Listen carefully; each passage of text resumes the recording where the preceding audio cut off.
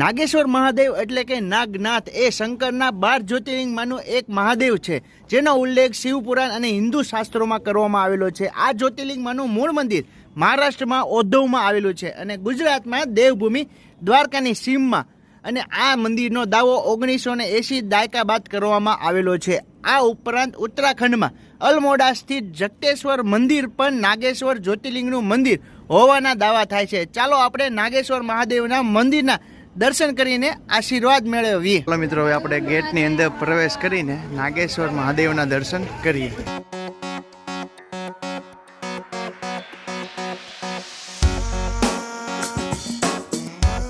Finally Nageshwar મહાદેવના દર્શન કરવા માટે લાઈનમાં જોડાઈ ગયા છે અને બધા જ સાથી મિત્રો અત્યારે જો લાઈનમાં ગોળ ચકડું ફરવાનું છે. નાગોના મહારાજા એટલે કે નાગેશ્વર મહાદેવ 12 જ્યોતિર્લિંગમાંનું એક મંદિર. હર હર મહાદેવ. મંદિરની અંદર પ્રવેશ કરવા જઈ રહ્યા છીએ. ખૂબ સુંદર મજાના વિશાળ ત્રિશૂળના દર્શન થશે. મંદિરની અંદર પ્રવેશ કરશો તો આ રીતના ખૂબ સુંદર મજાનો જે નજારો આવશે અને અહીંયા પણ મોટી લાઈન છે અને અમે પણ લાઈનમાં લાગી ગયા છે. તો થઈ જાય એક હર હર મહાદેવ. હર બોલે નાગેશ્વર મહાદેવ કી જય. આ જ રીતના મહાદેવના જયકારા સાથે હવે આપણે પહોંચવા આવી રહ્યા છીએ નાગેશ્વર મહાદેવના દર્શન કરવા માટે. એ પહેલાં જ અહીંયા પૂજાપાઠની ઘણી બધી વસ્તુઓ જે સામગ્રીઓ મળી રહી છે અને અહીંયા તમે જો આખો થાળ તમને આ જગ્યા ઉપરથી મળશે. શું કિંમત છે તે આપણે જાણશું જે અહીંયા મળશે તે ભાઈ પાસે. અને આ થાળની અંદર તમે જો કઈ કઈ વસ્તુઓ આવે છે. મહાદેવની શિવલિંગ આવે છે, પછી પ્રસાદ આવે છે, રુદ્રાક્ષની માળા આવે છે, તુલસીમાં આવે છે. દર્શન કરવા માટે આપણે ખૂબ જ નજીક પહોંચી ગઈ છે. અહીંથી તમને ખૂબ સુંદર મજાના શિખરના દર્શન થશે અને એક જેટ આગળની તરફ તમને મહાદેવના દર્શન કરશે. તો ચાલો આપણે મહાદેવના દર્શન કરી લઈએ. તો વિડીયોમાં લાઈક કરજો, શેર કરજો અને ફોલો કરવા વગર જતા નહીં.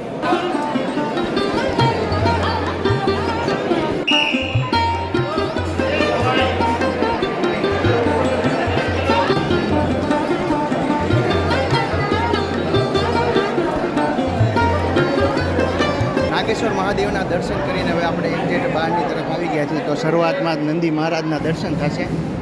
હર હર મહાદેવ.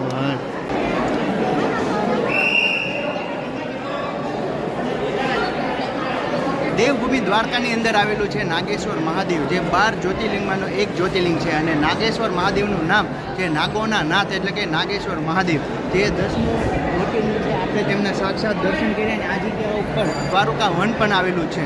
મહાદેવના દર્શન કરીને હવે એક્ઝેક્ટ આપણે બહારની તરફ જઈ રહ્યા છીએ. અહીંયા તો મેં જો ઘણા જ ભાવિ ભક્તો જે લાઇનમાં દર્શન માટે જે પૂજાવિધિ કરવા માટે બેઠા છે અને અહીંયા તમને સાધુ સંતોના પણ દર્શન થાય છે. અહીંયા કાંડા પણ મળે છે.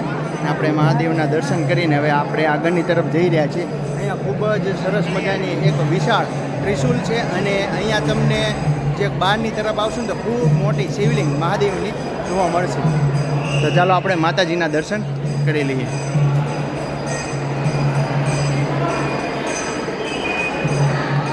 બધા જ સાથી મિત્રો નાગેશ્વર મહાદેવના દર્શન કર્યા. નાગેશ્વર મહાદેવના દર્શન કર્યા તો કેવો અનુભવ થયો?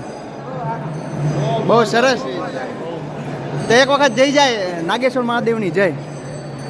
બોલે નાગેશ્વર મહાદેવ કી જય. હર હર મહાદેવ. હર. ચાલો હવે આપણે આગળની તરફ જોવા જઈએ.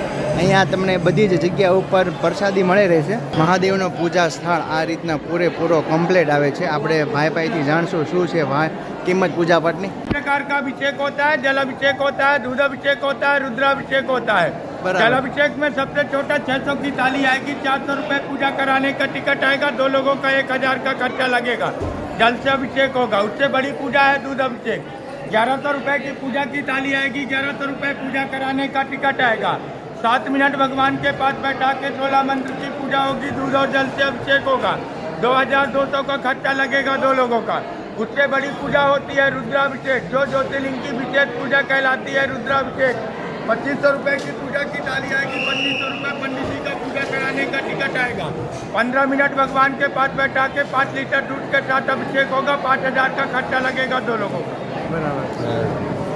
આ રીતના પૂજાપાઠનો જે થાળ આવશે તમને મહાદેવના દર્શન કરીને હવે અમે બહારની તરફ નીકળી ગયા છીએ. અહીંયા તમે જો ખૂબ જ સુંદર મજાની વિશાળ જગ્યા છે. અહીંયા આરામ કરવા માટે અથવા તો પૂજાપાઠ કરવા માટે એક છપ્પર બનાવેલું છે. તો આપણે અહીંયા મહાદેવની ખૂબ સુંદર મજાની મૂર્તિઓ છે. તો ચાલો આપણે તેમના દર્શન કરીએ. તે ઉપરાંત પછી અહીંયા હું તમને મહાદેવની જે મંદિર છે તેમના દર્શન કરાવીશ. ખૂબ સુંદર મજાની પર્વતમાળા બનાવેલી છે ને તે જગ્યા ઉપર સાક્ષાત મહાદેવ, પાર્વતીજી, ગણપતિ મહારાજ, કાર્તિકે અને નંદી મહારાજ બિરાજમાન છે. તો આપણે તેમના દર્શન કર્યા અને અહીંયા તમે પણ દર્શન કરી શકશો. અને ખૂબ સુંદર મજાની આ જગ્યા ઉપર પર્વતમાળા બનાવીને તેમને દર્શન વ્યૂ રાખેલું છે.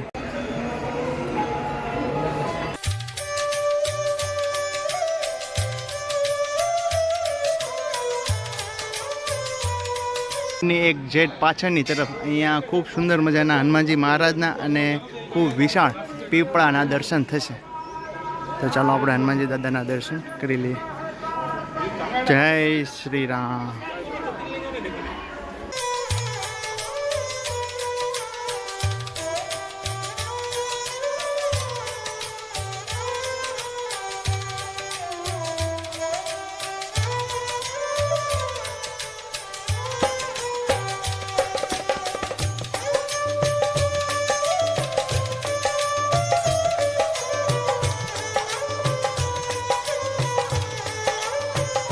મહાદેવના દર્શન કરીને હવે આપણે જઈ રહ્યા છીએ. અહીંયા ખૂબ સુંદર મજાની વિશાળ મૂર્તિ છે ને તેમના દર્શન કરવા માટે. એ પહેલાં મિત્રો વિડીયોમાં નવો હોય તો પ્લીઝ વિડીયોને લાઈક કરજો, શેર કરજો અને ફોલો કર્યા વગર જતા નહીં.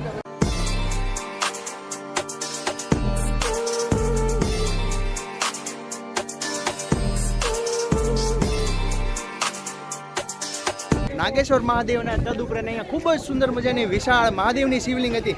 તેમના દર્શન કર્યા. તો તમને અમારો વિડીયો કેવો લાગ્યો ગમે તો લાઈક કરજો, શેર કરજો અને કમેન્ટમાં હર હર મહાદેવ લખવાનું ભૂલતા નહીં. ચાલો મળીએ નવા સાથે. જય માતાજી, જય શ્રી કૃષ્ણ. હર હર મહાદેવ હર.